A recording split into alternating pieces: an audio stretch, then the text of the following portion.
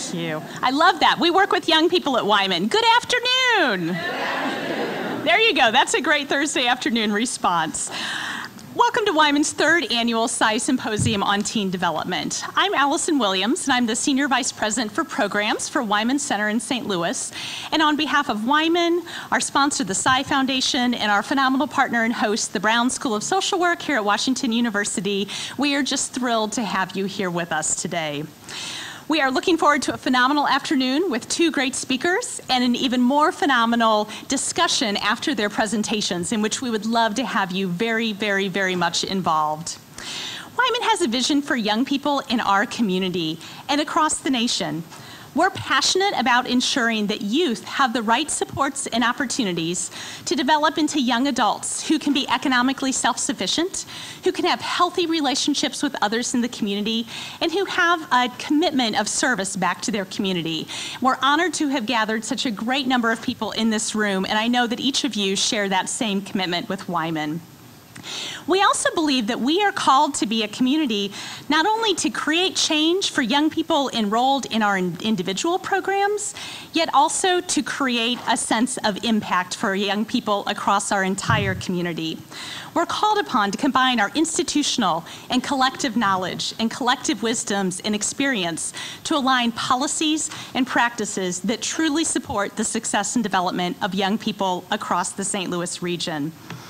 Over the course of the afternoon, we really challenge you to think about a critical question.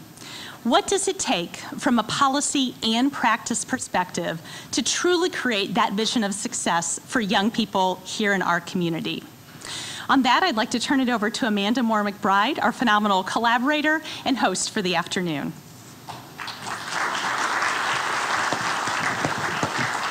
Good afternoon. I'm Amanda Moore McBride. I'm the Associate Dean here at the George Warren Brown School of Social Work, and I'm also Director of the university's Richard A. Gephardt Institute for Public Service. On behalf of Edward F. Lawler and the George Warren Brown School of Social Work, we're honored to partner with the Wyman Center and the Saigh Foundation in hosting this event. We're particularly honored to host this event because of the partnership that we have with the Wyman Center, and it is longstanding and multifaceted. And I have to start with words of appreciation that I think many of us would echo, and that's the leadership of Dave Hilliard. He is a consummate professional. His authentic and transparent and evidence-based leadership is an inspiration for all of us. So please join me in thanking Dave for his leadership in this community.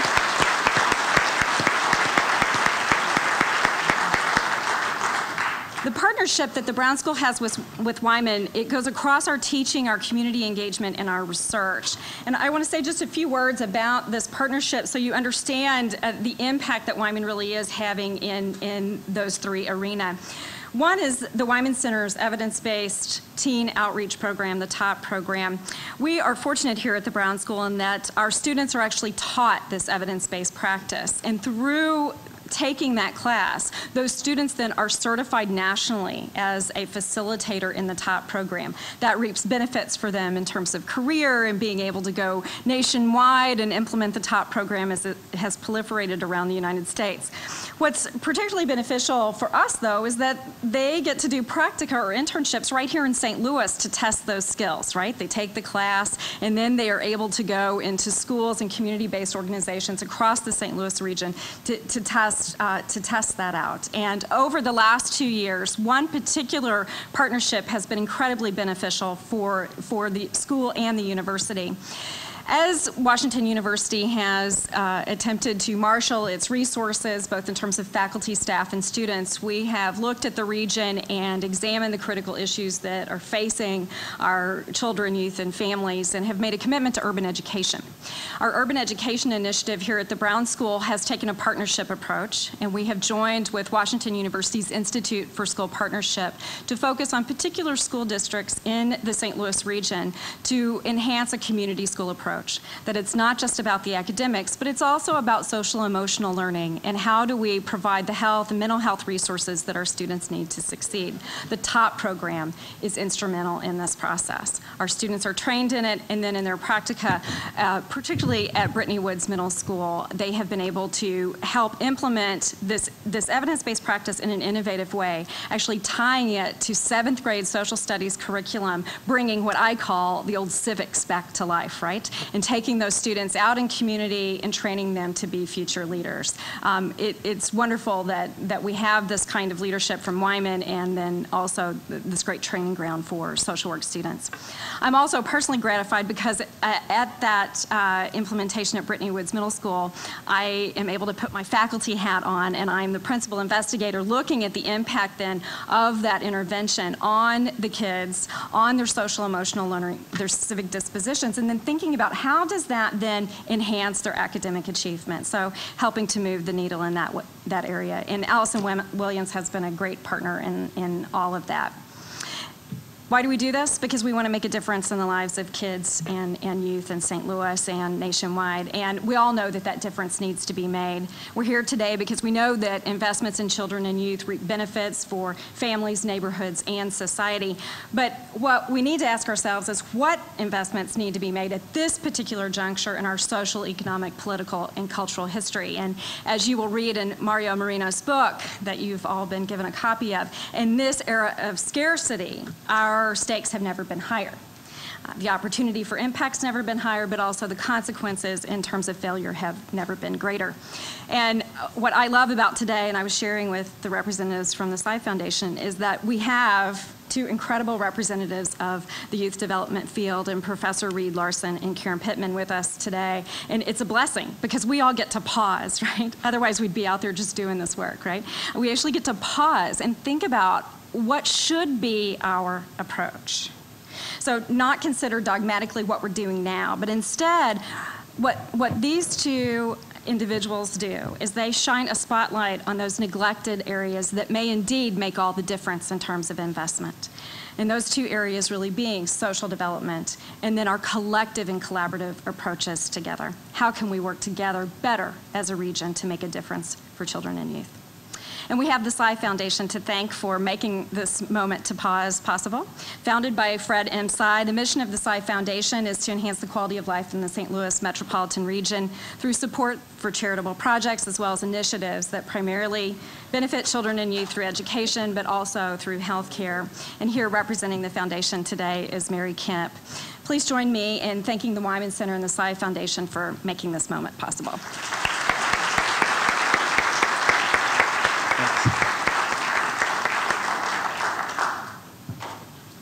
Hello, everyone. I'm Mary Kemp. I'm the Assistant Director of the Saigh Foundation, and on behalf of the Foundation, welcome to the Saigh Symposium. With me today is Heidi Verone, a Foundation trustee. Stand up, Heidi. Joanne Hana, our Executive Director and Trustee, is sorry she couldn't be here today. However, she had a medical procedure scheduled that couldn't be changed.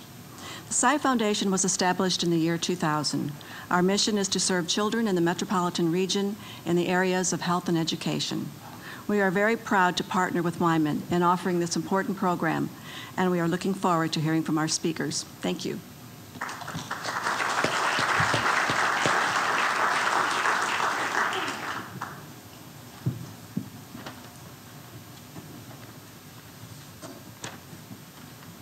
Hi, everyone.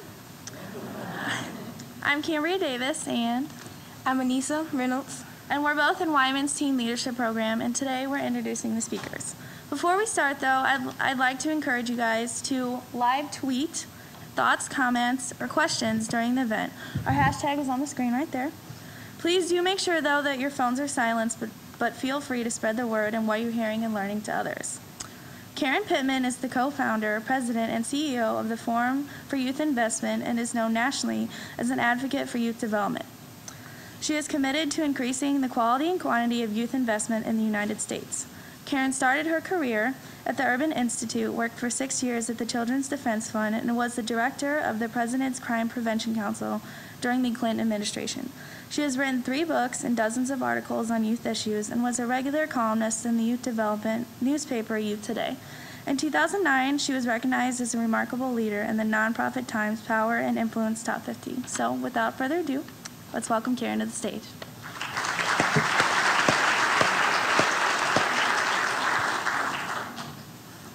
Reed Larson is a professor in the Department of Human and Community Development at the University of Illinois at Urbana-Champaign. In 1998, he studied cultural change in adolescents' daily experience as a senior Fulbright Search fellow in India, and went on to receive the Paul A. Funk Award from the College of Agriculture, Consumer and Environmental Sciences at the University of Illinois, Urbana-Champaign. His research focused on youth process of positive development, specifically the experience of the process in daily life. He is currently studying how these development processes occur and affect community-based programs and extracurriculum activities. Dr. Larson was recently the president of the Society for Research on Adolescence and is currently editor-in-chief of New Direction for Child and Adolescence Development. Professor Larson, the floor is yours. Great, thank you.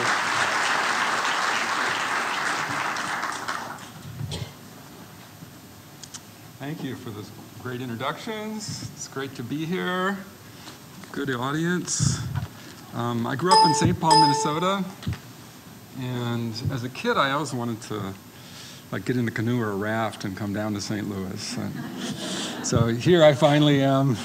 My feet are dry, which is good. It's also an honor to share the stage with Karen Pittman. Looking forward to our discussion later.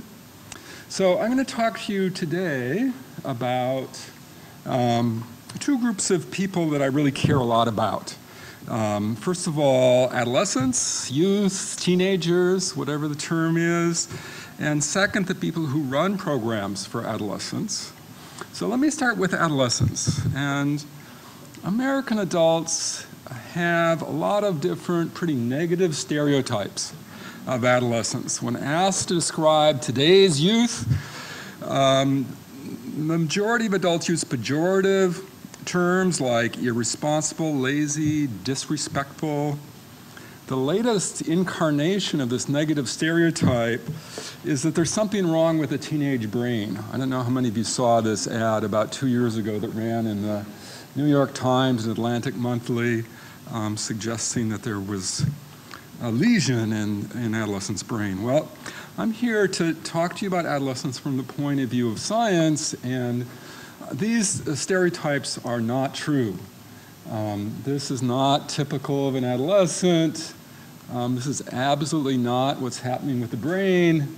I'm not sure about letting kids out late at night with a group of 16-year-olds with others in the car, but this version of the brain is wrong. Really what happens looks more like this. That region of the brain, rather than having something missing, the prefrontal cortex is developing as a command and control center. This region is bigger in humans than in any other species, and it's involved in teens' development of a whole range of higher level functions. Research shows that teens become able to, that is, they gain the potential to, develop a remarkable new array of executive skills. And here's some of them. And you probably know this. Self-control.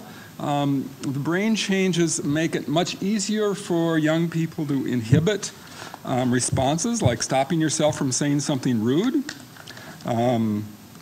They also improve your decision-making and planning abilities, like weighing costs and benefits, thinking through the steps and obstacles to reach a challenging goal, new analytic skills, and this is key, ability to analyze ideas, spot contradictions, including of adults, they don't always use these skills, but then adults don't either.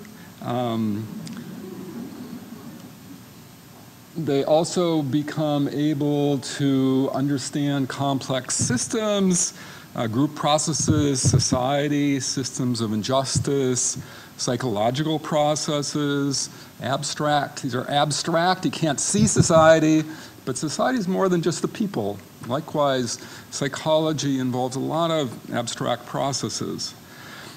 And along with that, kind of a key skill is ability to understand others, to understand their point of view. We call this perspective taking, to be able to really anticipate other people's thoughts and feelings.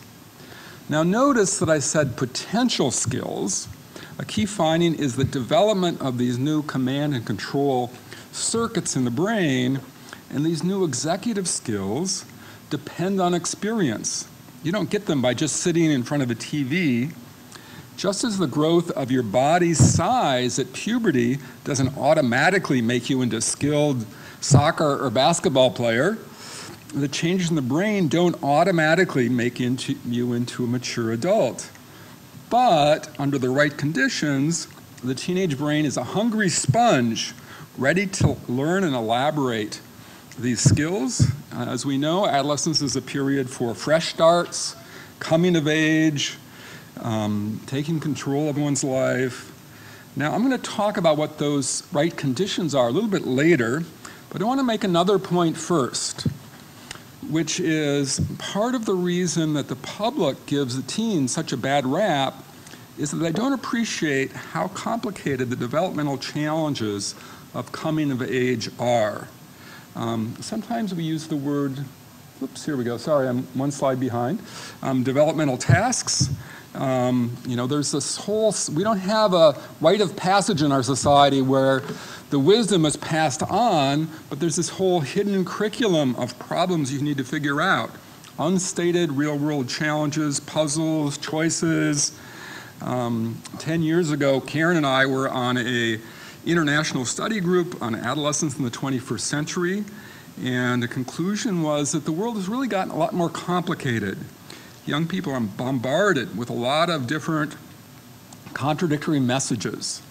They may experience traditional Christian, Muslim, or Jewish values at home, secular values at school, materialistic values in the media. This is Lady Gaga in a dress made of sirloin steak.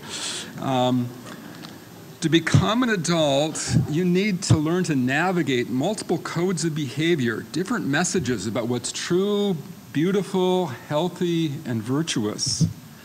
Now, to get there, teens repeatedly face developmental challenges like this. What's fake and what's real?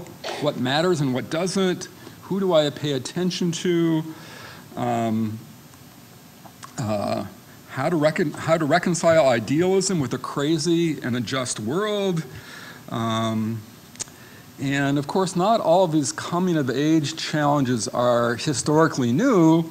If we go back, there's the old issue of how do you split your obligations to the self versus others? How do you love yourself and love others at the same time?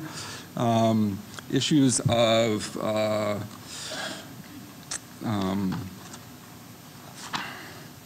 free will versus determinism. What can I control? What can't I control? And the mind-body problem has lots of incarnations. Are my emotions the real me? They feel like the real me. Or are they tricks my body are playing on me? So, again, of course, most of us never fully resolve these socio-emotional real-world challenges, but adolescence is a really important time for young people to start to get a handle on them. And the good news is that teens have these new potentials for developing these executive skills, like analytical skills, skills for understanding complicated, messy systems, and that can help them learn to navigate some of these real-world challenges, if the conditions are right. So this is where youth programs come in, and I'm going to talk about youth programs as providing unique conditions for a kind of natural laboratory for youth to work on these challenges and develop these skills. But first, let me tell you how I got interested in youth programs. Just going back in my career a little bit, when I started in graduate school in the 70s, my advisor and I developed a method called the beeper method. Anybody remember beepers? They were used by doctors and drug users back then. And so we had groups of people, including teenagers, carry a beeper for a week, and they get signaled at random times across the whole day. And when they were signaled, they were supposed to stop what they were doing and fill out a form that included, what are you doing, who you're with, but also questions about their states.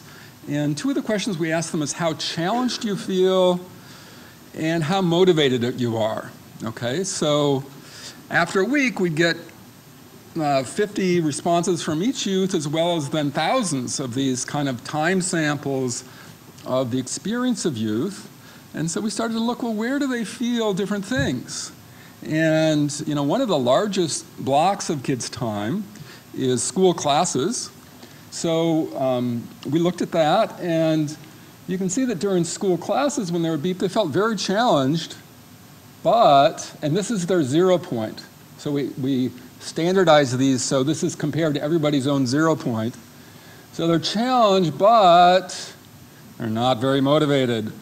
The word challenge actually has kind of a dirty meaning in a lot of cases for young people. It's not something that's often used against you. Another big block of time is time with friends. And that was just the opposite. They don't feel they're motivated, but they don't feel as challenged. Back then, kids watched a lot of TV, and I don't have a slide for that, but TV was like low on both sides. But there was one part of their life where it was high, and that was youth programs. They both felt challenged and motivated. And when I saw this, and I saw it over and over again in our research as this unique context, I said, I got to study that.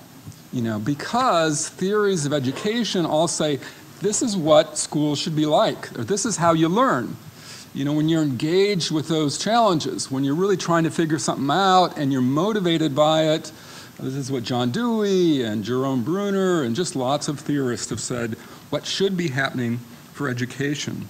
So I developed the hypothesis that, youth programs are probably a great place for kids to learn these executive skills I've been talking about, because they're alive, awake, and motivated by challenges in a way that doesn't happen elsewhere. So in about 1999, I switched what I was doing. I stopped beeping people, and I started studying what happens in youth programs. And we have studied particularly programs for high school age youth in which they're doing theater or arts, technology, leadership programs, social activism programs. And what I found was absolutely consistent with the beeper findings is that in good programs, kids reported being very engaged by the work they were doing in the programs. Whether it's kind of planning a social action campaign or making a mural, they reported being highly invested. And many of those challenges involved versions of those coming-of-age challenges. What matters, what doesn't, what can I control, dealing with messy real-world obstacles. And youth were then developing a lot of new insights that seemed to add to these executive skills. And we did research and we published articles on new skills in all these different areas. Teamwork. We discovered that this requires real perspective taking. Adolescents discover the problem of other minds, I guess is what I call it. It's like, okay, you're working on this project and somebody else has a completely different idea that you never would have thought of. And at first you want to just do your own thing, but after a while, kids develop a whole set of skills for coordinating their intentions with others, and it's painful to get feedback from others, but they also really learn that it's valuable. They also learn how to deal with slackers, know-it-alls, people you don't like. So there's a whole set of skills there. Strategic thinking, they were described developing skills for navigating real-world challenges, planning in ways that anticipate obstacles, catch-22s, Murphy's Law, Murphy's Law, if anything can go wrong, it will. This youth we were studying were saying, okay, I'm gonna always have a backup plan. They were learning to be ready for things to go wrong. Emotional skills, emotions are really complex, peculiar systems, and they started to understand those. Bridging difference, starting to overcome and understand their own ethnocentric biases, as well as seeing issues of social justice. In some, they were developing a whole set of executive skills and strategies. Let me just zoom on emotional skills for a minute, just to give you a little more depth. We found that in youth programs, I don't know if this was more so than other parts of their lives, but there was a lot of emotion. There was a time where they were disappointed because what they were working on didn't work. Times where they're angry at their peers because they weren't ready. Times when they're anxious because they had to give a talk. But also lots of really positive emotions, elation, excitement. And these experiences, these kind of hot emotions, turned out to provide a lot of chance for them to learn about emotions. So they learned about the causes and antecedents of emotions. Different personalities have dispositions to different emotions. You got to treat them differently. Physical states, different situations can affect your emotions. A new discovery, an abstract discovery. They also learned about the effects of emotions. Anger is contagious. If you express that anger, it's going to go through the group. And positive emotions can really be helpful. Elation wipes away fear and doubt. That sounds really cool. They were also learning strategies for managing emotions, limiting expression to others, don't let that contagion take place, get social support, persevere, the show's got to go on, so find a way to get it in control. Also, they were learning to use positive emotions, and actually we're now discovering they're also learning how to use negative emotions for different kind of information. So that gives you a little bit of a feel for it. Across these different areas of learning, responsibility, and so forth, we were really interested in the question of how do teens learn? What happens in youth programs that helps them learn? What is that process? And of course, there's a lot of different variations on that, but a consistent thing we saw was youth attributed the process to themselves. They say, I saw that, I discovered that, I've been working on that, or we realized that. Sometimes it was group learning. So there was coming from the self. Let me just go back and do this. Oops, I can't go back that way. Let's give this Consuela quote. She said, you learn how to take them in and let them go in through one end and just like the other. We just took them in and understood them. So kids described it as an active process, and then after the ... they described using different kinds of analysis, comparing experiences between myself and somebody else, between John and Bill, across situations. And this was surprising. They described a lot of thought experiments. Einstein did thought experiments. He never actually collected any data or did any research.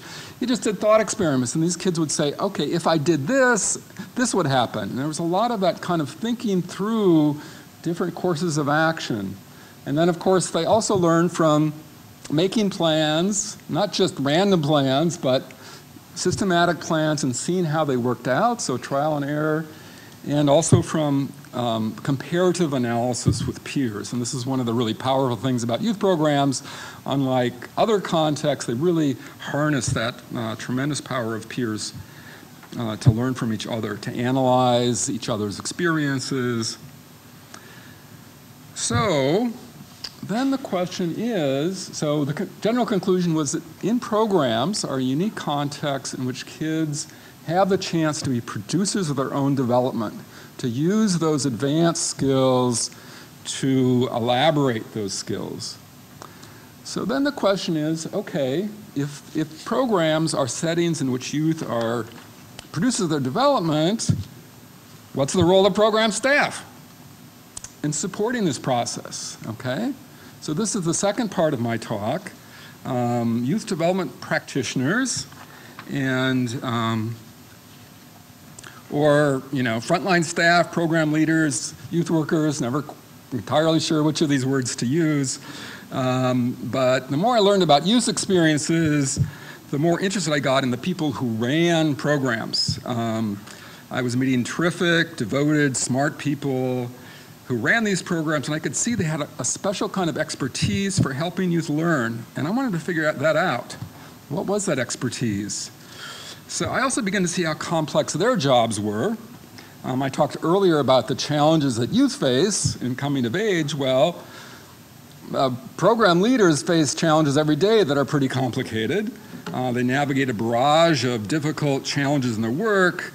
Their job is not just keeping the program running, although that's like a full-time job. It's hard enough. It's also fostering youth's active process of development, a pretty intangible goal. In most jobs, your goal is better defined. Bring in money, provide a specific service, teach concrete measurable skills, like doing algebra. But you can't directly manipulate or see social emotional development. So how do you do it? How do they help youth have experiences that mobilize and grow their powerful new executive skills? So we're not completely in the dark in terms of this question. We know a lot from decades of research in developmental psychology about the conditions that facilitate human development. Anybody know this report, the Blue Book? This is the National Research Council. They assembled a panel of scholars to look at, with a charge of seeing what the features are of settings that facilitate human development as they might apply to youth programs. And I was on this panel and reviewed mountains of evidence from psychology, education, social work, sociology, and there was a lot of agreement. We generated a list of 8 features of positive developmental settings. Let me just highlight a couple of them. And the more recent research as well shows that when humans experience threat, it seizes the brain and redirects attention to the threat. The work of development doesn't start unless you have that feeling of safety. The third feature, supportive relationship, is closely related. Children and youth's experience of safety resides in trusting relationships. Appropriate structure. Research finds that structure is foundational to motivation, to processes of learning, but it must be at a level of structure appropriate to the skills and needs of the youth, not stifling youth's agency, yet not leaving them to flounder. So this full list, it's bedrock developmental science. There's mountains of data behind each of it, and these are really kind of the right conditions for facilitating young people's development. But there's a limit to these kinds of lists. I mean, I like lists, but they get us only so far. This list doesn't provide much information on how to actually achieve these features, for example, with different groups of youth, in different situations, like with antagonistic or bored young people. It doesn't get at all the complex give and take between the program staff and the youth. How do you provide support at the right time? How do you juggle being a friend and the person in charge? Another challenge is how to achieve these features simultaneously, at the same time providing safety and appropriate structure, while also supporting their experience of efficacy. So again, these features are important. Those of you who use the YPQA, that's trying to measure a lot of these features. But just knowing them doesn't necessarily tell a staff member how to achieve them in the rough and tumble of daily practice. we found that when the going gets tough, novice practitioners often revert to kind of the mode of a cop, just trying to restore order. And many people, including researchers and policymakers and sometimes funders, have this image of a good program as something that just purrs along like a machine. But that's not true. Stuff happens all the time, complicated stuff. Let me give you an example from Mike. Mike ran a program aimed at developing skills for community change. He couldn't attend a meeting with a newspaper reporter, so the 35 youth went with his assistants, 4 college summer interns. The reporter had published a story about city bus drivers who let indigent people ride free. This resulted in an African-American driver being fired. At the meeting, several youth got really worked up, berated the reporter, and shouted insults at him. Other youth got upset at these youth for their rude behavior. The interns were horrified and paralyzed. Afterward, they told Mike, these youth need to be punished. So Mike faced this situation of what do you do? Now, if we had more time, we'd break up into groups, and it would be great to get your opinion, and it's really interesting to kind of dive into these. How do you support youth efficacy yet and cultivate positive norms at the same time? How do you balance encouraging youth to speak up against racism, yet also teach them to act respectfully? These are situations we call dilemmas of practice. And in research, then we collected data on 250 of these dilemmas from a systematic sample. They were highly varied, large and small. They're things that happened every day.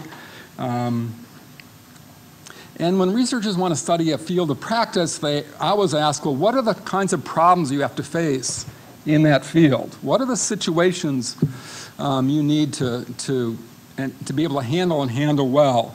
Well, looking at these dilemmas, I'm going to go through this really quickly, we identified, a whole bunch of different domains that leaders had to be good at to solve these. They need to understand running program activities, youth personalities, norms and rules, staff, and the youth organization interfacing with external worlds. They also had to understand, develop cultural competence, ethics, leadership.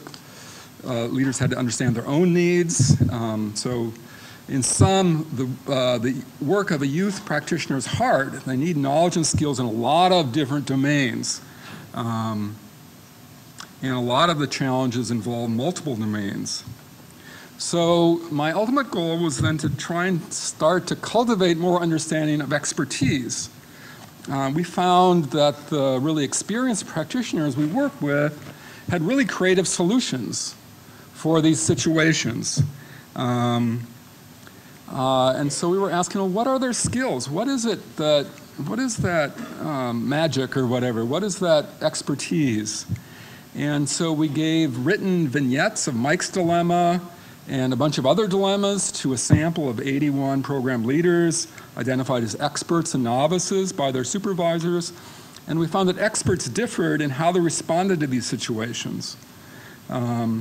First, they identified more diverse considerations. They were more likely to go beyond the immediate concerns in the situation to look at the root causes, future impacts of the situation. They also described more possible responses. They clearly had a wider repertoire of responses. Their responses involved more if-then elements. Some had elaborate decision trees where they'd find out some information. If it was like this, it would be like this. In contrast, the novices often had just context-free rules. You do this. It wasn't related to context. It wasn't shaped to the if and thens. There's a lot to be learned to be an expert in this field. Experts also formulated responses that took into account multiple considerations, that balanced different concerns. And the final one, which really struck me, is on top of all these other things, they often found creative ways to convert problematic situations into learning opportunities for the youth. So in response to a dilemma involving a girl's conflict with her parents, novices' strategies often focused on talking to the parents. Okay, I'll go talk to the parents. I'll get the kid out of the situation. Whereas the expert strategies almost always involved, I'm going to talk to the youth. I'm going to help them think about the problem. I'm going to help them develop those skills so they can go talk to the parents themselves. Importantly, the goal of the expert leaders was not to insulate youth from challenges, but rather to support youth's development of executive skills to deal with challenges, to help youth learn to navigate complex real-world situations. Okay, I've got about 2 more minutes, and Mike did exactly this. He did many things. He calmed the upset staff. He called the reporter. He had a debriefing session that allowed the kids to let off steam. The kids who yelled got a chance to say what they were upset about. The kids who were upset at the upset kids had a chance to express their concerns. He did have individual conversations with a number of the youth, and several of them were disciplined. But then he had a long series of training sessions on working with community partners. To really, and he said, I should have done this a long time ago. But, when you got kids' attention and they're emotionally charged up, it turns out, your memories are much better. So he kind of converted all that diffuse energy into the kids really getting actively engaged in thinking through, evaluating different strategies, watching films of different strategies. He redirected the group from a crisis mode to learning, and that's what we're seeing across our most experienced leaders, and I'm sure many of you have done this yourself. So a main theme of today's, first of all, I've left out a lot of things out. I promise not to go through this, but creating activity structures, cultivating a program culture, day-to-day facilitation, and there's a lot that could be said about these. The main point of my comments are that effective youth practitioners have a wide range of skills for balancing, I use the word balancing a lot because leaders do it a lot, addressing diverse considerations and helping youth learn skills for dealing with complex real-world challenges. Just final points, and this is my handoff to Karen. This comes back to all of our roles, which is across fields of practice, research shows that experience doesn't automatically lead practitioners into being experts. Many practitioners plateau out at average levels of competency. This is probably true of me as a researcher. We develop bad habits, blind spots, shortcuts in their practice. And a lot of youth practitioners I've talked to really feel isolated. They feel on their own. They don't get feedback from their peers. They don't get chances to talk about this. All the evidence suggests that professional work and learning works best when they have access to peer networks and resources that support their complex work of helping youth develop. Okay, thank you.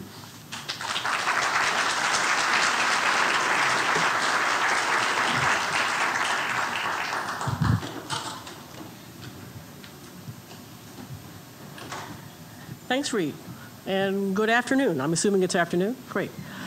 I think one of the, Reed and I have worked together, as you heard, for a long time, and one of the things that I always enjoy and appreciate about Reed's work, and we share his slides, I won't do them here because he's already done it for you, in most of our presentations, is the fact that when you boil it down, what he's talking about really is content neutral, and in some ways it's setting neutral. Now, he's been studying how this is happening with youth workers, but I just want you to remember the slide that he showed us about young people's average experience when he beeped them and they were in school. The message behind that isn't young people shouldn't be in school, they should be in youth programs. The message behind that is we have to really figure out how we begin to blur the lines to bring this practice that we know is so important to adolescent development, to that active learning that allows young people to really build expertise out of experiences. How do we bring that into the settings where young people spend their time? So my job today is to talk to you about the policy of youth development. And as we got on the phone and talked about how to spend this 20, 25 minutes together, policy means a lot of things. We could have talked about federal policy and No Child Left Behind. We could have had a lot of conversations. And what I want to do is just to take us up a couple of notches to really think about how policy plays out in communities. And often, whether it comes in from the state level or the federal level, or a mayor decides to put together a task force, we experience policies as ways to really come together and develop together a set of rules for how we're going to think about how we use and how we set priorities, how we use resources, how we make connections between various organizations. So policy sort of up a level from direct service, up a level from individual organizations, but we can talk about it later in the Q&A, but I'm not going to go all the way to policy as we think about sort of what happens in legislation. Let's talk about what happens after legislation is passed and a community is now faced with either the opportunity or the mandate to really work on different issues. And how does that connect to what Reed has been talking about? So the first thing I want you to think about is that when we think about policy, policies usually are set to address a problem. Now, Reed didn't say the word problem his entire time. He talked about dilemmas for practitioners, but he didn't start out talking about how we support adolescent development in response to a set of problems. But when we think policy, typically resources come into a community or somebody gets upset and decides we have to do something because there's a problem. We're trying to improve third grade reading, we're trying to reduce teen pregnancies, we're working on bullying. Somehow, from a policy perspective, this is what motivates us to act, deciding that something's wrong that needs to be fixed. Then we start to think about the strategies that we're going to put in place. Are we going to expand life skills education? Are we going to put in place zero tolerance rules? What are we going to do as a community? And then how are we going to pass those rules down to the organizations and the professionals who are working with young people in their schools, in their community organizations? How are we going to do these things? So how are we setting priorities about what we do as strategies to try to address primarily problems? Now, we've made some progress in sort of having a little bit more balance of whether we're talking about how we help young people reduce problems versus how we help young people prepare and develop. And our strategies can go both ways, and I'll talk a little bit more about that in a minute. But what I really want to spend time talking to you about today is the fact that how we typically get to the strategies to address the particular outcomes that we want to focus on is that we put some kind of group together. A coalition, a task force, an initiative, a work group. We bring people together because we've got this general sense that in order to address these problems, we need to bring people together from across organizations and across systems and across sectors to come together to work on a problem. But what's the problem with doing that every time we're handed a new problem? We end up with fragmented leadership.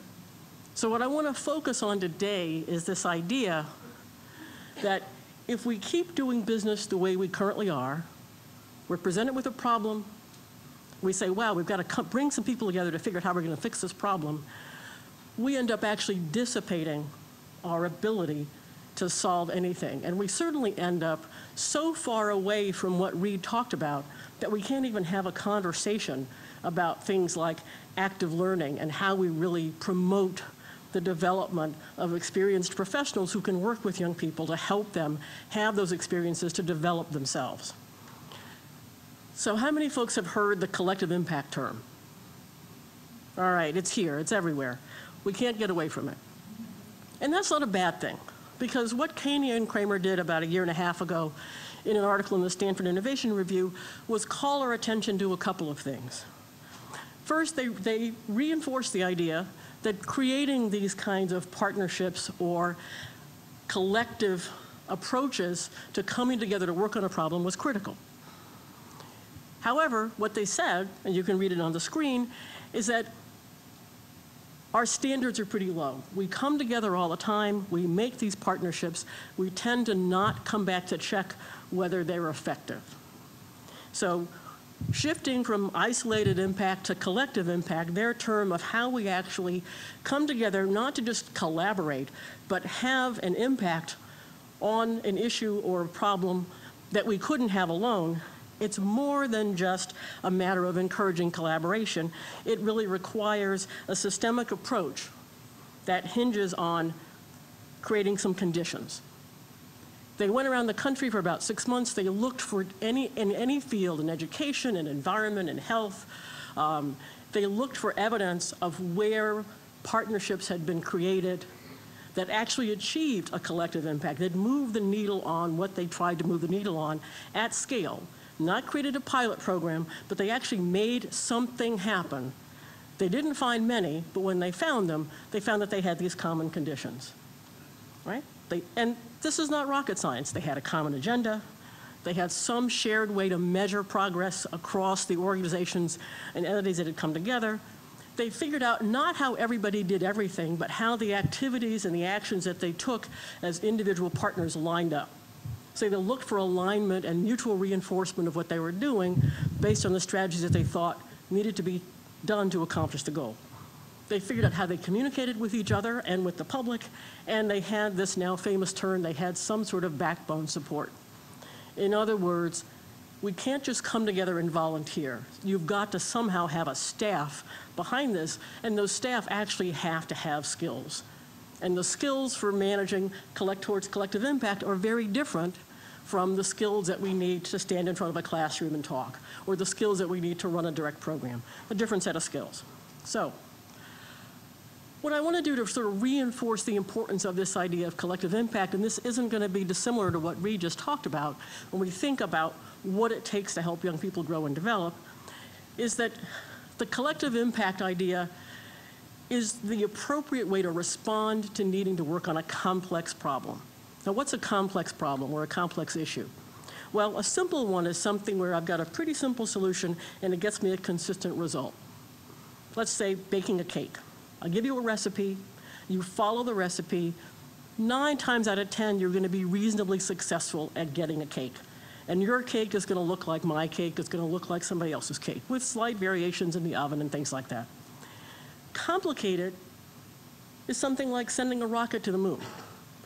Lots of things have to be figured out, lots of things have to fit together correctly, but in the end, there are a set of formulas and procedures that have to happen. They may be in a notebook that thick, and they may have to happen in a very specific order, but if we get them all happening correctly, we get a consistent solution. We get the rocket off the pad and off to wherever it's going.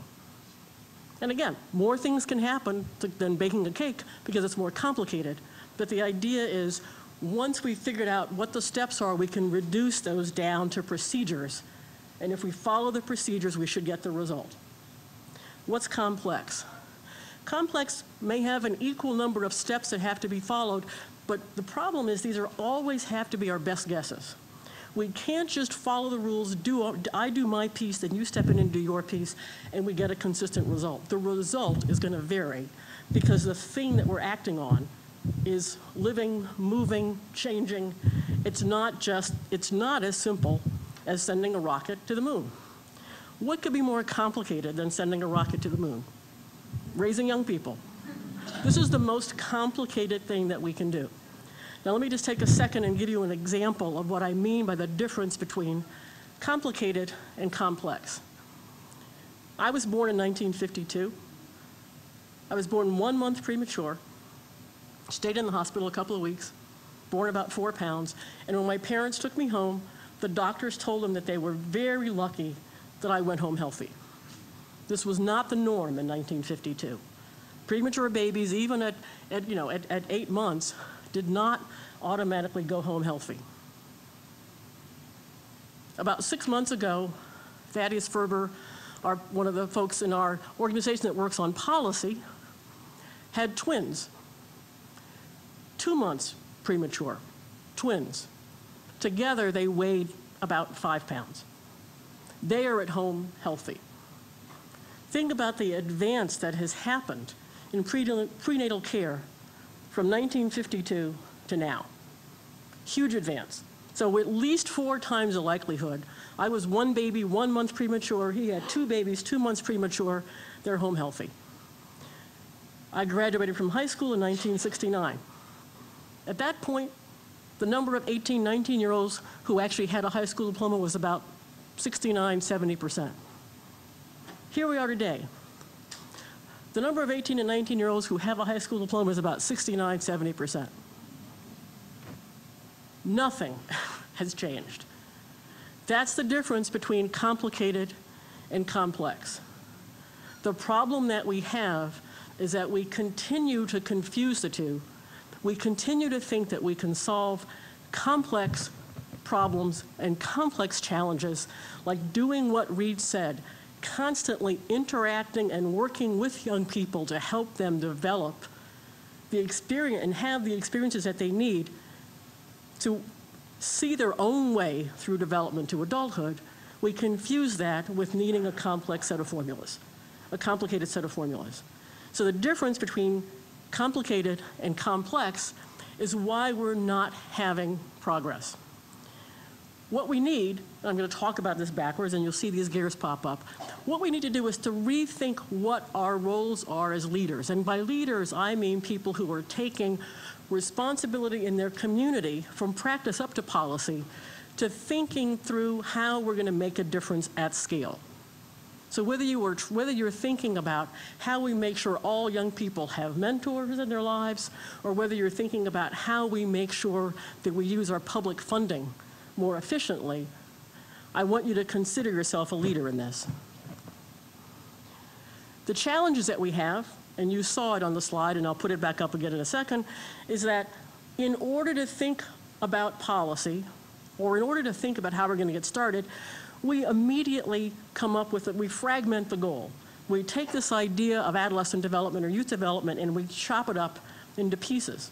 And as soon as we do that, what we do is make it much more difficult for us to talk about what Reed just told us, that this is really about setting up a set of core supports and opportunities for young people in the places where they spend their time, and making sure that we have adults who are there who have the experience and have the expertise to really help them navigate those learning experiences and learn from them in an active way.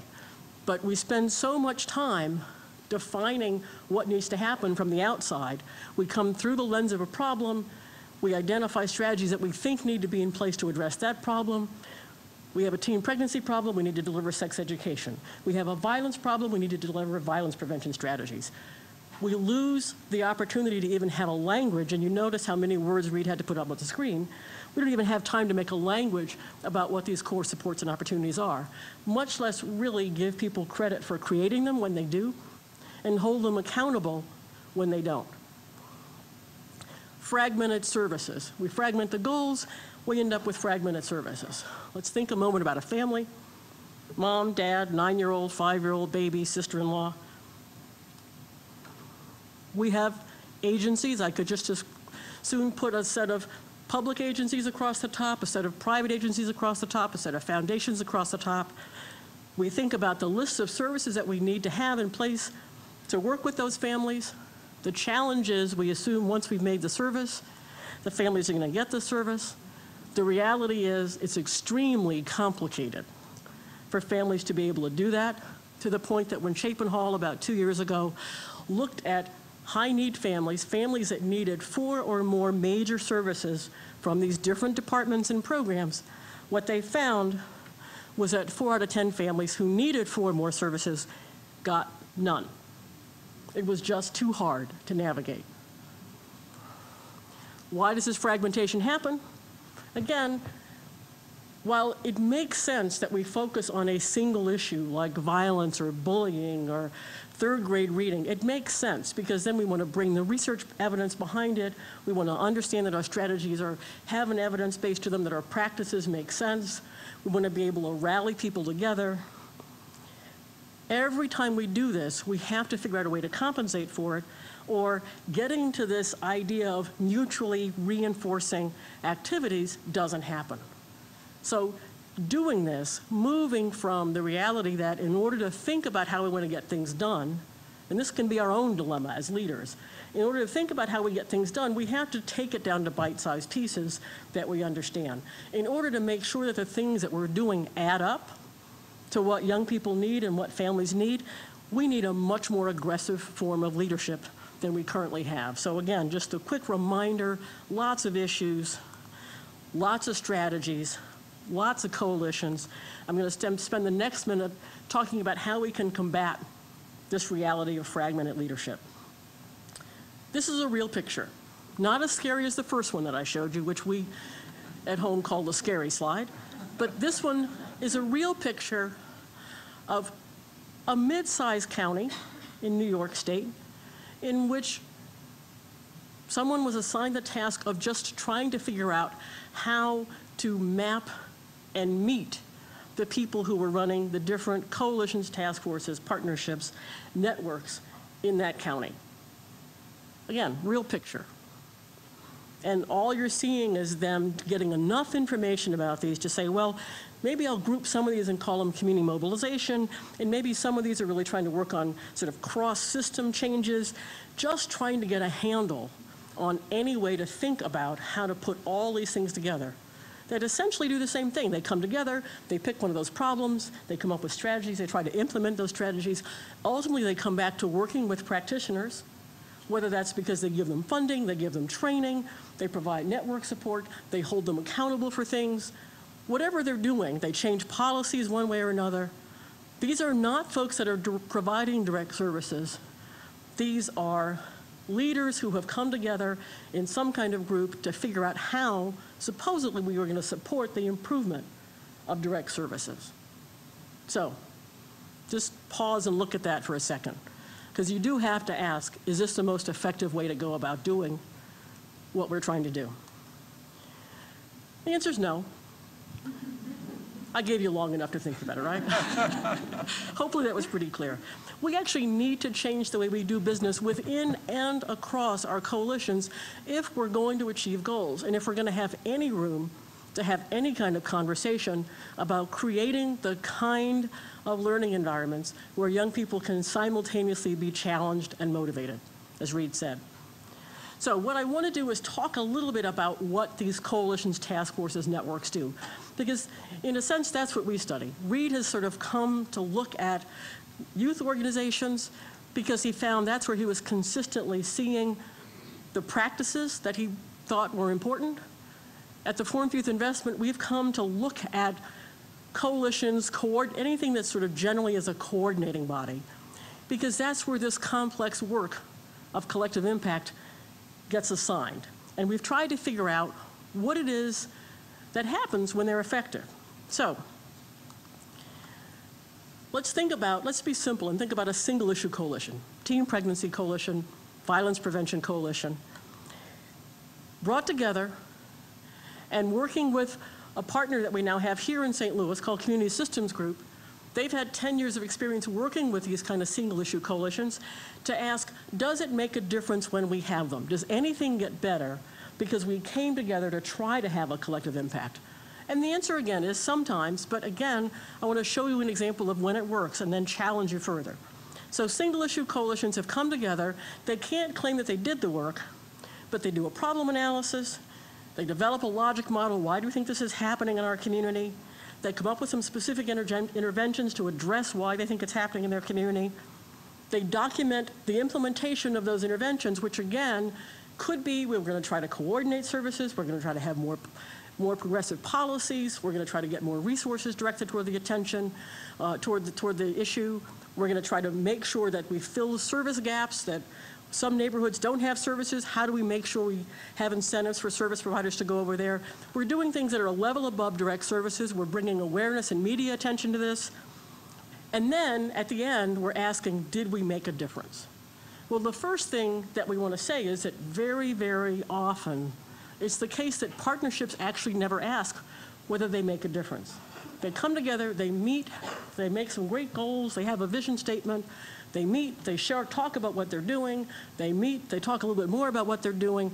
When do we ever ask the question, have we made a difference? So I want to show you an example of where difference happened.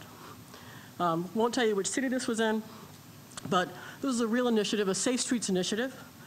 At the city level, there were conversations and there was a decision made about the general kind of interventions with lots of community input, the kind of interventions that need to be happening in neighborhoods if we're going to get safer streets.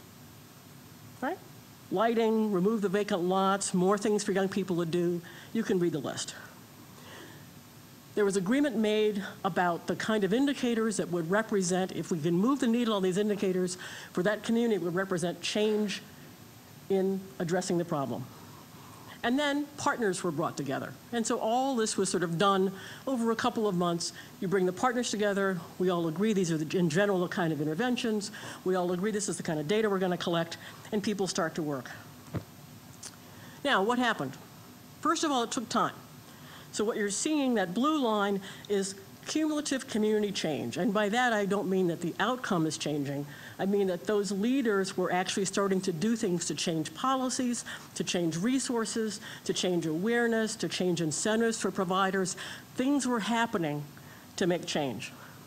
What they tracked on the other side, that blue line shows that against those 14 interventions that they thought they could do, at the neighborhood level, what you see is that when they started making those things happen, we fixed the street lights, we cleaned up the vacant lot, we made sure there were youth programs and after-school programs.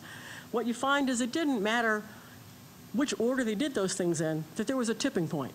When they got to about 7 or 8, you started to see a reduction, in this case in thefts. And you can see it started to drop off dramatically, and then it continued to drop as they did more of those interventions. Well, maybe that was a fluke. Maybe something else happened in neighborhood A. Nope, let's look at neighborhood B. Same thing happened. They started working on it. They started putting those interventions in place. When they got to that tipping point of about halfway, all of a sudden, you saw the crime rates start to drop. Well, maybe something happened across the city and it had nothing to do with these coalitions. Nope, let's look at a neighborhood in which there was no intervention. There was no coalition that had come together to really try to move the needle on making those interventions happen in a systematic way at scale for that neighborhood. Crime rates didn't change. That makes sense? So now we've started to have evidence that, wow, if we actually come together as a coalition, we set goals, each neighborhood may do this differently, but we actually are now not just tracking how many times we meet. That's not what we were counting. We weren't tracking how many times we met. We weren't counting how many people came to the meeting. What we were counting was, did we actually check off interventions that we agreed we had to do to solve the problem? And when we actually did, things happened. So, great success, right? What did this success lead to? Community confidence was boosted. Wow, we were able to say we came together, we solved a problem, this is great. And several neighborhoods did this, and we can demonstrate it. We introduced an idea of a community evaluation model. That coalition was able to show a cause and effect, loose cause and effect connection between having people come together, work across organizations to solve problems, document what they did, and demonstrate that change started to happen. So, because of that, other coalitions signed up, said, hey, we want to do that too. Maybe you can come work with our Teen Pregnancy Coalition. We're not having a lot of progress moving our numbers. Maybe we need the same kind of planning and strategy work that you talked about to make sure that we're really moving from just activity to action that has a measurable impact. So they did that. But the question is, were community leaders aligned at the end of this learning? And the answer was no. And the real dilemma was, if we just wanted to do business, Community Systems Group and other folks who are doing community evaluation could have signed up 10 more coalitions. The Pregnancy Coalition could have signed up for an evaluation process. The Third Grade Reading Coalition could have signed up for an evaluation process. The Obesity Coalition, all of those different coalitions could have come and said, you've demonstrated that you can help us make plans, identify interventions, make sure that the work we're doing is moving the needle on those interventions, and document that our coalitions are effective so we can stay in business. That's not what we wanted to do, because here's the challenge. Let's look at the Metro Teen Pregnancy Coalition's list of partners compared to the Safe Streets Coalitions. What do you see? You see overlap. Let's look at the list of interventions. What do you see? You see overlap. For all the reasons that we talked about, we can pick this one intervention, one problem at a time, but as soon as you start to back away from that problem to talk about who you need at the table, and to talk about what interventions make sense to get to that problem, you start to see overlap.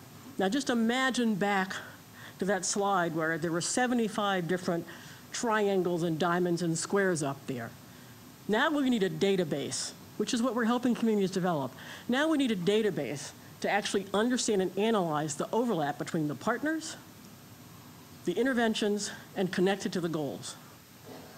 So you can see why coming at this one problem at a time, gathering people around the table to become the partners, deciding what interventions we're going to work at, we don't get anywhere.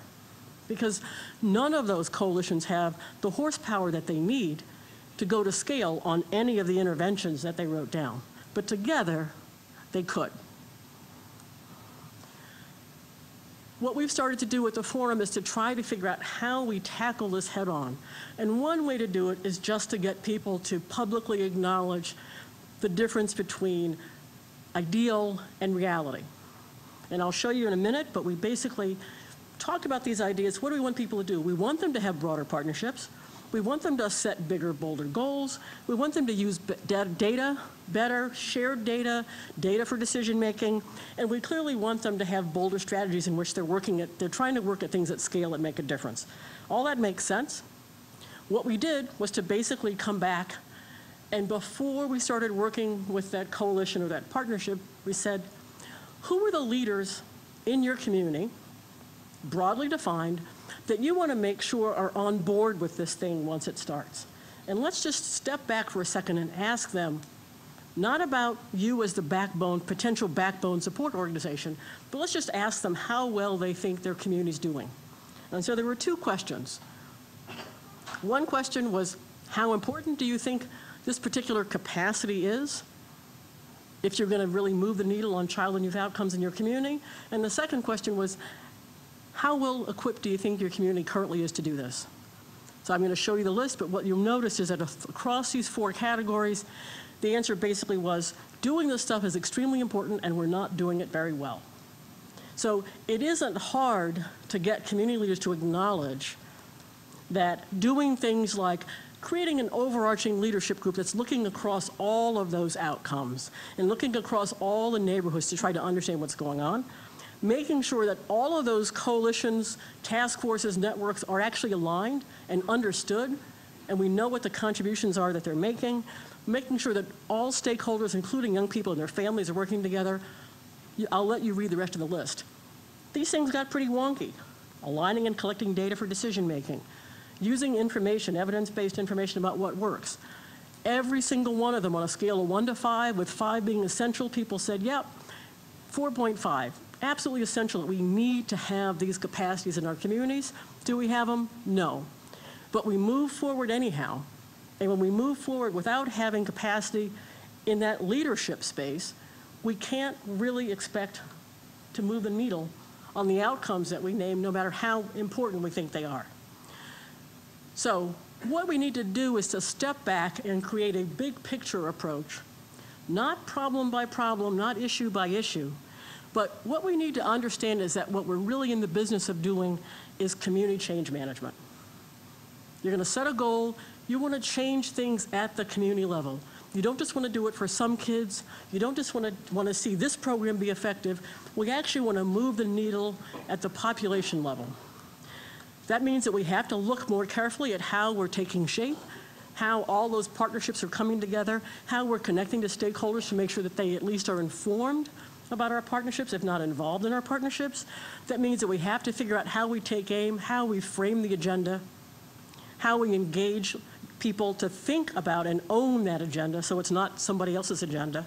That means that we have to come back and take stock, analyze where we are, what our benchmarks are, how to validate data, which means taking it back out to the community and asking them, does this make sense to you? Does this reflect the reality that you have? How we then target action. And a lot of that means that we've got to visualize the problem. In order to really get people to act on it, we have to find some way to summarize all this data and fancy stuff and say, we're trying to get from here to here so we can align people to move and get them on board. And then we clearly have to have ways to track progress. And I want to talk for one more minute about tracking progress, and then we'll come and talk to you over at the table. This is not a linear process. Communities are doing this all the time. They're just not doing it well enough. And all we have to do anytime we can is to stop and ask honest questions about whether we actually have the minimum capacity in place that we need to go forward. Sometimes we need to back up a bit. But this is not about stopping everything we're doing, starting a new partnership, and waiting for them to have the magic solutions. This is about every one of those circles, triangles, squares, pausing and asking questions about whether they have the right people at the table, whether they've looked across the aisle, across the hall, to see if the people they have at their table also get up out of their meeting and walk over to somebody else's table. This is just asking basic questions about how we actually can leverage the enormous amount of horsepower that we have in our communities, because right now we're not leveraging it very well. At the Forum Youth Investment, we draw these 3 gears. And for those of you whom I have seen over the past couple of days, you're probably tired of hearing about these gears and tired of Dave telling you to think about the gears. But the reality is, too often in this business, we focus on that big gear of child and youth outcomes. And we set an ambitious goal for ourselves. We're going to cut the dropout rate in half. We're going to do something big. And then we put that number up on the wall and we wait for it to change. It's not going to change unless we back up to the middle gear and look at that list that Reed put up from the National Research Council and not ask, do we have enough programs, but really begin to ask at a community level, do we have the supports and opportunities for young people that they need to have in their neighborhoods, in the places where they spend their time? Are the things that we have, once we count them, are they accessible? Are they coordinated? Are they actually attended? How often have we gotten data about how many slots are available, but the reality is young people aren't filling those slots? And last but clearly not least, are they high quality? Because again, over and over again, what we know is that if we put something in place but it isn't high quality, we may prevent problems surely by the fact that we're supervising young people, but we're not promoting development. Backing up, our philosophy is moving that small gear, getting leaders, and in particular, getting leadership groups that have already formed to come together and take shared accountability for building broader, cohesive partnerships, setting bigger goals that don't chop young people up into pieces, using data that really understands the fact that I may be running a teen pregnancy program, but if I do it well, I may actually influence the fact that a young person stays in school. How do I get credit for that? And it's not how do I get credit for that, how does the community understand and acknowledge how we put these things together? And then finally, how do we move our actions up out of the pilot phase to make sure that the things that we are doing can be scaled up to address the need that's there? Because it just doesn't do us any good to say, wow, we have 15 great providers who are generating 2,000 mentors for young people, and we're going to move that number to 3,000. If there are 15,000 young people that need mentors, we're not making a difference. We may need a different strategy. So how do our actions meet the need? Because I like visuals, we turn that child and youth gear into a target. And we basically say, we know that this country is focused like a laser on that middle, on that bullseye, are our young people academically and vocationally productive? We will not achieve that goal if they're not also socially and civically connected and competent, and if they're physically and emotionally healthy and safe. So we can do all we want to talk about cutting the graduation, increasing the graduation rate and cutting the dropout rate and making sure young people are college and career ready, but it has to include, and we have to start to measure across all 3 of those rings. And the thing that we know from huge amounts of research is that that middle ring, where we have the least data and we pay the least attention, is where we get the biggest bang for our buck. Because if young people really have those social and emotional skills and competencies, they're more likely to be able to be resilient against risks, and they're more likely actually to also be able to be academically and vocationally productive. Again, visuals, that middle ring, that mess that we call family, school, and community supports. Here's a simple way to think about it. We know we're supporting development little to big, cradle to career. We know that, again, we have young people going through these things called schools. We know that the analogy was used of Swiss cheese in one of our meetings. We know that young people fall through the cracks in schools. We need to think about how all of those coalitions and partnerships that we're putting together are really helping the community insulate that education pipeline. Schools can't do it alone. None of us do it alone. Part of our work has to be insulating that pipeline. And we talk about 2 layers of insulation. One is the normative insulation that really has to be there every day for every young person. After school, in their families, in their communities, they need jobs, they need youth programs, they need neighbors who lend them their garage to work on their car. They need a whole range of support. They do need jobs. I'll come back to that. Very often in conversations, especially when we're talking about college and career success, we think that that's linear.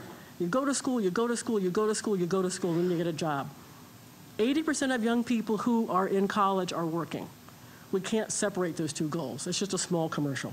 And then outside, we need to make sure that there's that ring of basic services that are there for young people. And when we talk to young people, part of the reason that they can't access and succeed in education and in careers is that we're not paying attention to the needs that they and their families have for transportation, for housing, for health care, for income stability, those kind of things. Last picture, structure. This is a real picture of how after 18 months, Atlanta was able to take those circles and squares and triangles and put them together into a functioning civic infrastructure where there's a collective responsibility for making sure young people are getting what they need to be successful, and that we're really using community resources well. Happy to talk more about that, but I wanted to make sure that we didn't just having a visual image of what it looks like when we clean up this mess of partnerships and how important it is to do it is just as important as having a visual image of what it looks like to have a healthy young person. So at Ready by 21, at the forum, we focus on moving that small gear. In our experience, it takes about 1 to 2 years to get that small gear to have more horsepower. In turn, it then takes about 5 years to get that middle gear of family, school, and community supports turning better. And it's going to take you about 10 years to really see population level changes in outcomes. And when we ask the question, why is it that we made enormous progress in prenatal care and we made no progress in the high school graduation rate, it's because we keep our eyes on the big prize. We don't have the patience to wait 10 years to see the numbers change. And as soon as we don't see those numbers change in the first couple years, we back up, throw out the partnership, make a new one, start a new strategy. In order to do this work and stay in this for the long haul, we have to have better ways to measure and hold ourselves accountable for changing what we do as leaders. So that's it. The Forum for Youth Investment is here to help. We have lots of pieces, and I'll ask Reed to come up and join me. Thank you.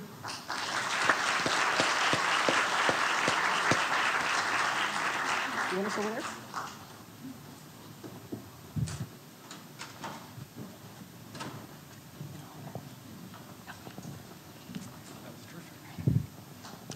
So we predicted a phenomenal afternoon, and I think we got a phenomenal vision of what it truly takes to create places and spaces from a science-based approach where our young people can truly thrive and develop.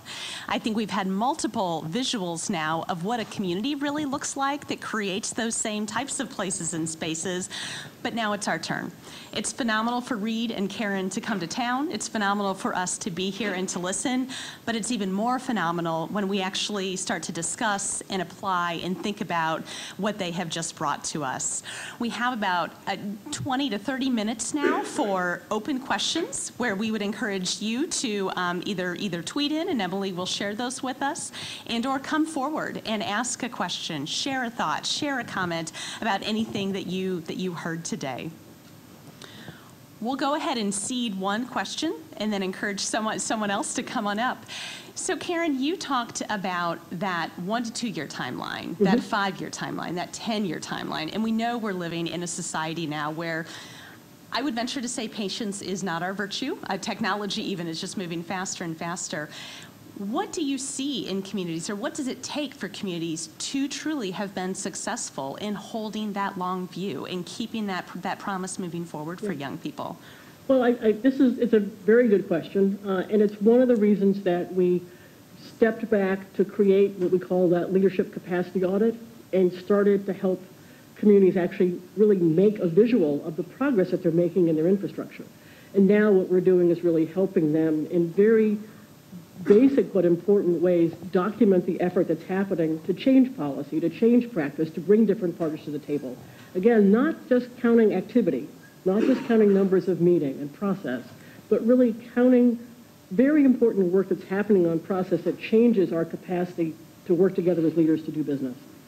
The more we can actually get mayors around the country, and we work with the National League of Cities, talking about how those things like our ability to now share data across systems so we can talk about how young people and families are doing and not lose them, our ability to come together as a community and make a plan that gets specific enough that we're not just having people grab, this is my piece, we're coming back to routinely report against those plans.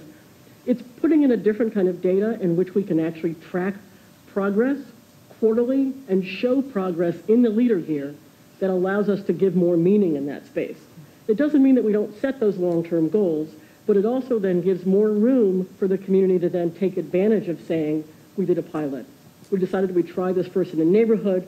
We're going to show you that it worked in that neighborhood. We brought the partnership together. We're making decisions about how we change strategies and look at how things were happening in that neighborhood and use that energy to then get that community to own it across more partnerships. So it's really just sort of moving our eyes from putting up these goals that don't change quarterly to figuring out how we can actually get the community feeling that we're making progress by naming things that, in a logical way, we really do believe, if we move that small gear, better things will happen. Wonderful. Thank you. I think we have some folks who've come forward with comments and questions. Stacy. Yes. Good afternoon, everyone. Stacy Clay. First of all, I want to thank Wyman and the Saigh Foundation for giving us this opportunity.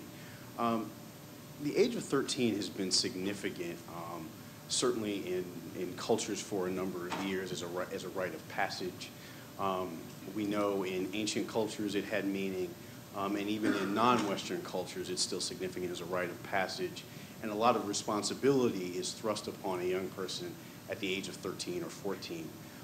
My question is, in the past, we've seen the age of 13 as an opportunity for a young person to take on significant responsibility, running farms, doing all sorts of things, extensive travel. Yet I would imagine that many of us would be loath to afford these opportunities or these responsibilities to a 13-year-old today. And so I'm wondering if you could talk about, almost from a historical context and perhaps even a cultural context, rite of passages, what adolescence has meant in that context and what it means now in terms of responsibilities and how we view the capabilities of our young people. I'll let you start that one, Reed.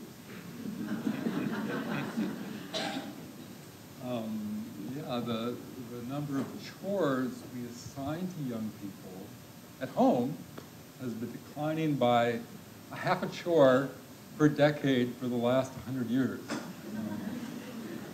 Partly moving out of the farm, but partly growing ambivalence about giving kids responsibility. The word duty is almost a dirty word in some parts of our society. The idea of obligations. So there's been something happening in terms of our expectations for young people are giving them the chance to, take care of that herd of cows or the equivalent thereof. The role, adolescence in our society is a role-less role. There's not obligations with it other than getting your schoolwork done and doing well. There's fewer opportunities to do things that affect the community. In traditional societies, it's like you have all of Karen's different levels come together for that rite of passage. The rite of passage is the community and the youth kind of acknowledging a change in the expectations for that youth and giving them the mantle to take over those. But make no mistake, there's societies where kids at age 3 or 4 are given fairly big responsibilities. You know, it's like, you know, small tasks, but, you know, getting water and all sorts of things, but that big change, you know, as you say, can come at 12, 13, 14. Now, it's interesting that the politicians, I mean, Obama used the word responsibility 18 times in his inaugural address, and, you know, the word is out there, but we have a shift to make, I think, to get back to having a coherent vision within the society at the level of the media, at the level of coalitions, at kind of every level of the expectations we make on young people. And you know, historically, you know, if you look at other societies, and there's still plenty of other societies that have those higher levels of responsibility, you see much less problem behavior, much more stepping up. You see that, hey, you know, this kid doesn't have a hole in the brain. They really are quite competent, thank you. And, you know, lots of us grew up, well, you know, go back several generations, kids that were 13, 14, 15 were taking over the farm or whatever was necessary. Under those conditions, kids grow quickly and are able to do things that I certainly feel like we need to give them more opportunities to show those skills. You know, I think you mentioned two things that are important. One is the idea of ritual and the importance of, whether it's at 13, 14, but the importance of basically having a public moment at which family, culture, society say, this is the time where we're going to recognize that a transition is happening. We could adjust when that happens, but there have been consequences of not doing that. Young people don't know when they're supposed to take on responsibility. They take on some too early, they take on some too late. We really have this disconnect between the reduction in age at which young people begin to demonstrate and take on attributes that we think we would like to associate with adolescence, whether that's wearing makeup, it's all sorts of things that move further and further down, and then as a society, we hold off giving responsibility for longer and longer. So the idea of having that line is an important one, and obviously we know that that's coming back in some communities. The other thing that I would say is that even though it's happening less, what we know is that young people who do have those responsibilities, and that those responsibilities are associated with training and skill and clear expectations, they're not just responsibilities thrust on them because of family distress. When young people have those responsibilities, they actually do better. They feel and act more responsibly, not only in the act of doing the chores, but in their lives. They're learning, you know, as Reed was talking about, they're really learning that. Sometimes that's in youth programs, but Laura Sessions Stepp, who is a reporter for the Washington Post, about 10 years ago wrote a book called Our Last Best Chance.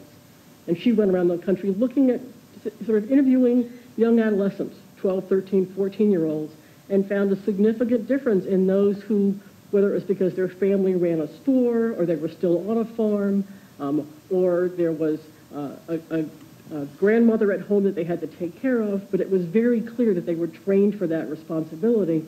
These young people really were more responsible. They felt more responsible. They knew that they had a job that was important. We get a lot of that happening in our youth organizations. It can happen in school. We don't do enough to think about middle schools as a part of that transition. And what happens in middle school is not just that you go from being in one classroom to changing classes. It should also be taking increased responsibility for the community that's happening there. And you see that when, again, that happens in charter schools, in other schools, young people step up to the plate. Again, thank you for this, Ted Wolfarth. The frustration that I feel in looking at what was centered at both of your speeches is the classroom, what's happening in schools, and teachers' willingness to put ideas, I don't know about willingness, but teachers having the opportunity to put into practice some of the ideas that you're talking about, and making the youth development process actually get to the time where youth are spending the bulk of their hours. At least where that high challenge that you charted and the low motivation and see, I'd like to hear your thoughts about examples that are working and strategies that you think need to be put into place structurally to make it so that teachers can do more to create the kind of learning environment that you're talking about. Sure. You want me to go? Sure. So I think one thing that I've talked to Reed about doing is if you go into any large high school and you do that study and then you differentiate it between the kids who are in special ed and the kids who are in the gifted and talented program, you're going to see you're going to see those levels change. We are doing it in schools. We're just not doing it in schools for all kids. You go into a gifted and talented program, you're going to see project-based learning in place. You're going to see young people working in teams. You're going to see many more open-ended questions. You're going to see them having more opportunities for independent learning, for communication, for skill building, to do that kind of experiential learning that when you ask them what's going on, they use the kind of sentences that Reed said. So it isn't that we don't know how to do it in schools. It isn't that we can't do it in schools. And I do think one of the things that, if I were a funder, I'd hand Reed some funding right now to really hand back to us the idea and the data that shows that we really do have environments inside of school, whether those are gifted and talented classes, whether those are classes run by particular teachers that have taken the risk to teach differently, whether those are our extracurricular activities, where that ideal of challenge and motivation are happening. Because I do think we need to very quickly demonstrate that it can happen and not abdicate the school as a place for this to happen. The second example that I would give is that when we really set the expectation that we're looking for more than content learning, but we're also looking for the development of those other skills, and we set that expectation in as basic a way of saying, this is what happens in the new tech high schools that are around the country. And it turns out that the idea of really bringing technology into high schools wasn't the thing that made these high schools the most successful. It was that they actually focused on project-based learning and they made it very explicit to the teachers and the students and the administrators that we were trying to build a range of skills. So they have a report card, just a basic old report card, in which half of a young person's grade comes from their mastery of the content, and half of the grade comes from reactions and assessments by the teacher and by fellow students about their communication skills, their problem-solving skills, their ability to work in a team, and their overall work ethic. And you could pick different things, but anything in that category in which young people are really building those skills of self-regulation, communication, doing the things that we talked about, those are now on the report card. Not only that, the teachers, when they're putting the lesson plans together, have to not just demonstrate that they're going to cover all the content, they have to demonstrate that they have enough differentiated opportunities for learning and sharing that those skills can actually be practiced. So you get teachers teaching differently, you get students understanding that they are in school to learn not just content, but to build and practice skills, and you're sending home to parents a report card that actually differentiates behavior in a way that we've never had before. 2 students can get a B- for very different reasons, and parents are getting information that allow them to work on that. And students are really having, what you're finding is students who struggle with content, who otherwise might be disengaging from school, are getting enough feedback and seeing enough progress in building those skills that they stay and have much more motivation to keep working on the hard content. Great, I can't say anything after that. This is really well done. We have another question coming down the row. Good afternoon. This has been very, very informative. My question is for Karen. So you talked about cities who are willing to stay the course and really have that long-term view. Can you talk a little bit about some of the things they've been able to accomplish? Maybe they've been able to move the needle on certain things, or maybe cities that are kind of exemplary or model for really coming together and what they've been able to do? Sure. And nobody's done this perfectly, so this is a work in progress across the country. But let's go to a city like Providence. About a decade ago, the mayor really sort of stood up and said, we're going to fix this problem. I mean, we see the data. We have people like Karen and Reed coming in all the time telling us our young people don't have enough opportunities. We're not trying to take schools off the hook. We're going to do things to try to increase the kind of learning environments that we have inside of schools, but we're also not that big a community that we shouldn't be able to tackle this issue of providing a broader base of community supports for all young people. They started by asking young people. They really got some basic market researchers to come in and do focus groups and surveys of young people and their families to find out what they wanted and why they weren't using the stuff that they had. Both questions are important because there were things there, they were being underutilized. And when you walked into, a traditional rec center and you saw 3 kids playing basketball, you said, why aren't more people here? So they had to get that information. They brought that together and looked at ways to figure out how, again, they were going to scale up solutions. They decided that Providence was a city in which, again, if this is not schools doing it alone, Providence not only had school buildings that could be used, they had rec centers in most neighborhoods, they had libraries in most neighborhoods. They had been on a path of sort of steadily unfunding the libraries, so they were open less frequently. They had more erratic hours. They had seen an erosion in usership because it doesn't help if the library's open, until 5 o'clock one day, 7 o'clock one day, closed on Saturdays. People stopped using them because they couldn't figure out when they were open. It was too complicated. So they brought those together, decided that they would make those the hub, the sort of 3 points on a hub, and that every neighborhood would really have an opportunity to decide what kind of things you wanted to have happening in any or all of those buildings. They then figured out how to have transportation, went to those basic questions. What do we have to do to change transportation so young people can actually get to these things? Providence was a city in which there was a lot of busing. Young people at that point, it was point to point. If I got on the bus in front of my house, I got off the bus in front of my house. If the service I wanted to be in or I wanted to be a part of a swim team that was on the other side of town, I didn't have any way to get over there. They had to change the way they did transportation. You can go online and read about it, but it's a community that has made demonstrable success in being able to get more young people involved in school and out of school in constructive activities, more families owning and understanding what's available for their young people because they made the solutions visible, they made them happen at the neighborhood level, but they used it against a plan that started with getting basic information about what young people and families actually wanted. And they didn't do this with a huge influx of resources. One more question, Emily? How do we get funders on board in terms of the complex problems of youth development? I could invite a couple of funders up to answer that question.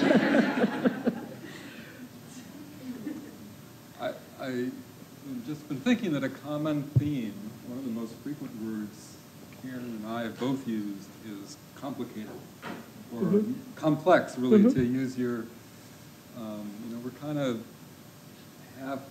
glass is half empty, half full, or really maybe 3/4 complicated and a quarter. And I think one of our shared messages is there's not simple answers. I think that there's a kind of collective seduction with the idea of sort of magical thinking that simple answers are out there, that there's magic bullets. One kind of thinking, and I'm thinking back to the part about schools, is sort of magical thinking, well, okay, if we can measure something and then we measure it and it goes up, that's it, that, if we want to improve social emotional skills, we just need to make a measure and it's going to get better. And I'm totally in favor of measures, but there's some things that are hard to measure.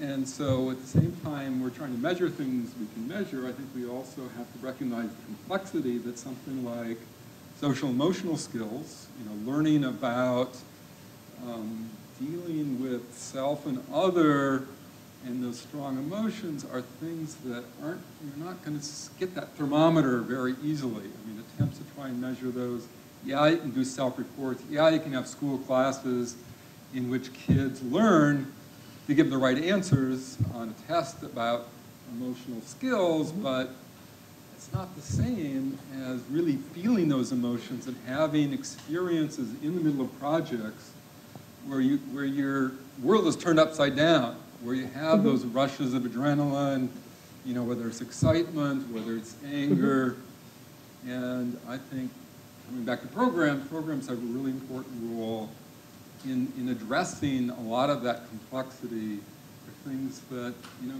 maybe can't be so measured. And I think the funders also, I'm hoping, and a lot of them are on top of this, the need to not get too sucked into, okay, we're only going to fund things that can be measured and that have measurable outcomes. Taking some risks, recognizing, as with the report cards, you mentioned, and this is what got me thinking about it, is okay, maybe there's not measures for the social and emotional learning that allows us, I wish there were, maybe people can develop them, but in the meantime, let's use the teacher's ratings. Less than perfect, but a good stand-in. So again, things are complex, things we can measure, we should, things we can't. We need to be open-minded. We need to, it's very seductive to look for simple answers, but we need to be really careful and cautious about it. We need to be mature enough to kind of balance the idea that there's just a lot of different realities out there. Some things can be measured, some things have to do with these inter-system relationships, whether we're talking about inter-psychology versus situation, or inter-individual, or inter-organization systems that, you do the best you can to get measures and monitor them, but you also, have to really think creatively and be open to thinking about what's not in the measure. If you said funders, I'll give you a quick answer. Just a quick example of, assuming that we're talking about private funders, not public funders, but you can do the same on both sides. One thing to do is to really, without asking funders to all come together and pool their dollars, to act, which doesn't happen very often, is actually to ask for the same kind of mapping to happen, so that funders have an opportunity to see the cumulative impact of their individual decisions. And then, even if you're just doing that, having a conversation and going back into your boardroom as an individual funder, you're taking back information about whether the individual decisions that are happening because of donor intent or all sorts of things are adding up to what you all as a community want them to add up to. And if we had more time, I'd give you a couple of examples of what that looks like, but we can do it. And it's not hard to do. And one of the things that happens is that when you put that kind of data up, it allows, again, for us to move from conversations about our clients, our grantees, our providers, this is what we're responsible for, to really looking at how all that adds up when you're asking the question to get to, we're going to try to manage community change at a community level. And you'll find big gaps, you'll find opportunities, and you'll find some sort of glaring data that comes in front of you that says, oh, I wonder why that happened. I think Mary would like to say something. Here's you. I just wanted to add that as funders, we too have to realize that change takes time. And we may not see the results of a particular grant in 9 months to a year. And we have to be willing to give that program time to mature and to see the results that we're looking for. So we have to be patient. We have to take the remainder of our questions either via Twitter, find us on Facebook, email someone at Wyman, and we are happy to keep this kind of conversation continuing and moving forward. I'd like to ask Dave Hilliard to come forward, please. Thank you, Alice. Good afternoon. So some thank yous are in order, and then some prompts, if I may take that privilege. Thank you to the Saigh Foundation. If you don't know about Fred Saigh, you want to go to their website and learn a bit more about this remarkable man who was a giver his entire life, and then when he passed, left everything he had so that giving could continue for the benefit of kids in this community. And the foundation has continued that work and that legacy, and the trustees, Heidi, Mary is the assistant director, Frank, Joanne, who couldn't be with us here today, have done, in my estimation, a remarkable job in all kinds of arenas, from important interventions at Children's Hospital to the convocations of hard conversations in fields of practice. So thank you to the Saigh Foundation for carrying on that legacy.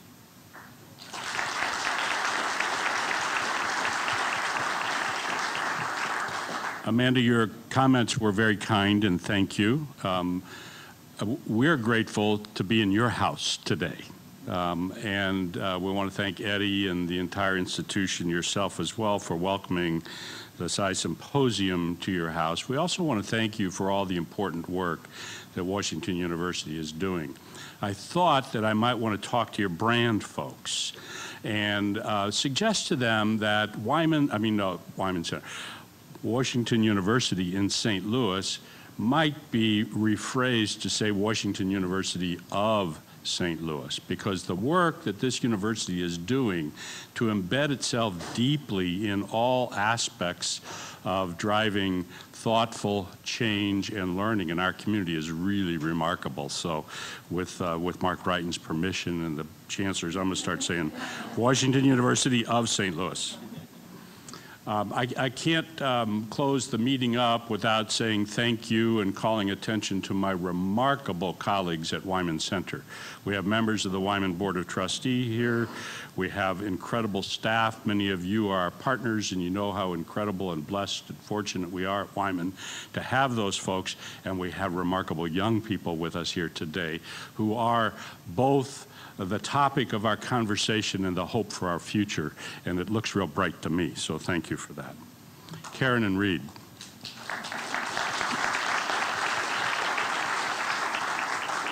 You've helped us think deeply and thoughtfully about both our practice and our policies in this community. We've been having a large and extended and lengthy conversation in this community about how we do our work better and more effectively to reach more kids, and you've certainly added to that thought process with your presentations here today in our continuing dialogue, and I thank you for that. I think some of the slides will be available on the Wyman website, so you can go back and revisit this, because it is a conversation in our view that we all need to continue to have. Thank you to the Saigh Foundation. I know there are other funders in the room. This work doesn't happen without your leadership and commitment to change rather than status quo, to reach more kids more effectively with more scale, to make sure there aren't service deserts, that there aren't kids dropping through the cracks. This is a real appropriate time to say one of those key funders in this community is in the midst of its annual campaign to raise $72 million to fund much of our work as youth practitioners in this community. So if you haven't yet given to the United Way campaign this year, make a point of doing that. That's my public radio announcement for the United Way of Greater St. Louis, which is, we are fortunate. Do you understand that this campaign in this community is the 5th biggest campaign in the country? We're the 18th size market, and yet we're the 5th biggest campaign in this country. We are a generous community, and we're a caring community. I can look at the people in this room and say, I know many of you and the work that you do, you care deeply. And the call here today, as Karen and Reed have articulated for us, is to drive that down to home in our fields of practice and our work individually with young people, and to drive that up to the policy level to be able to talk about bigger goals and broader partnerships, better data, and bolder, more aligned action for the sake of our kids in our community. I think we can do that. I think that the same passion that we bring to our work with individual kids, when brought to the policy and the leadership arena, can really change the paradigm. And we should not make any mistake that it is a paradigm shift for the way we in this community and the way communities all across this country need to work if we want to change the prospects for all of our kids, especially the most vulnerable. You got a copy of Leap of Reason. It's not about youth work, right? But it is about the thoughtful work and the heavy lifting that we have to do to change how we do the work, how we work together more effectively for the benefit of our communities. So take the time to read it. It's not a hard read. It's not an easy read in terms of the thought-provoking that it does, but it's an important read. So take a moment to do that. I was one of those accidental folks who got into youth work. You know, I started this job when I was 16 years old, and I've been at it well past what I expected. It was accidental for me. Now we have the point and the opportunity to be much more intentional about how we find those kid magnets, how we prepare them to work in the lives of our kids, how we give them environments in which they can be successful and tools with which they can be effective to reach scale, how we can work together more effectively, to think about youth work as a relay race with smooth handoffs that bring home the gold medal. That's the opportunity we have before us now. Early in my career, just tell you how old I am, Pablo Casals was at the end of his life. If you don't know who Pablo Casals was, he was an activist and a musician and somebody who thought a lot about the welfare of communities and kids. And one of my favorite quotes is the one that I will leave us with here today. You must work. We all must work to make this world worthy of its children. Let's go make it happen. Thank you.